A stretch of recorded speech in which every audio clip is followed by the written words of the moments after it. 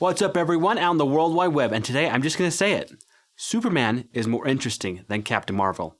There it is, I've said it.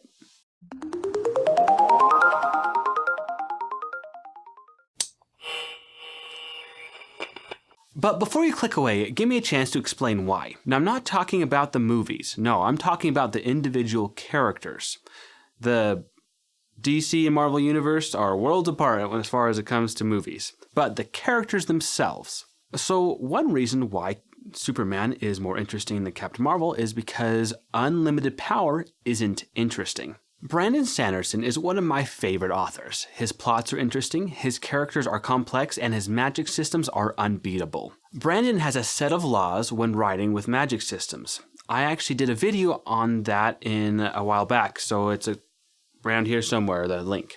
There's a total of 3 laws. The one I want to focus on is Sanderson's second law.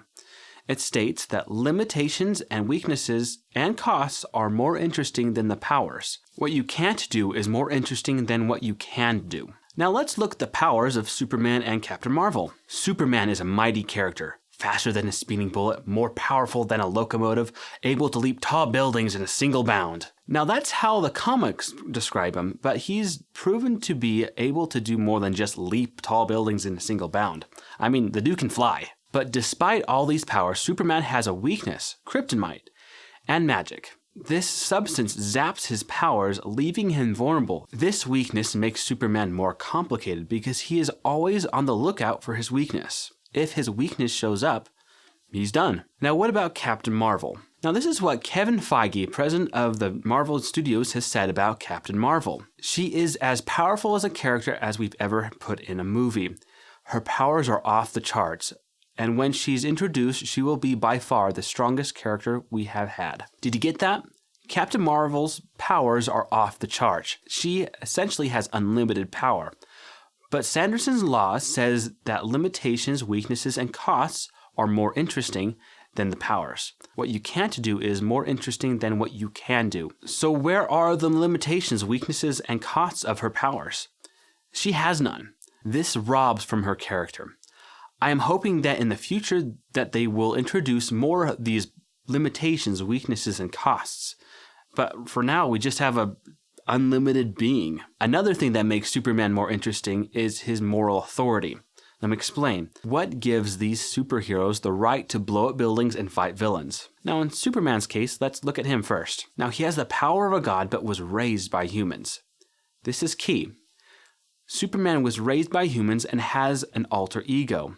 Clark Kent ultimately wants to remain anonymous and remain an average citizen, and he contributes to society in a very normal human way. But sometimes the world needs a superhero to step up and defend it. That's when Clark Kent puts aside his normal activities, takes off his sunglasses, and becomes Superman. And that is what gives him the moral right to destroy things with his godly powers because of Clark Kent. Under it all, he's just one of us. Now let's look at Captain Marvel. So she was basically raised by an alien species, but finds out she's human. Captain Marvel has no alter ego. Carol Danvers and Captain Marvel are synonymous in society's eyes. So what gives her the right to those nuclear-powered abilities? Nothing. She only uses her powers when she feels like it. She's not one of us.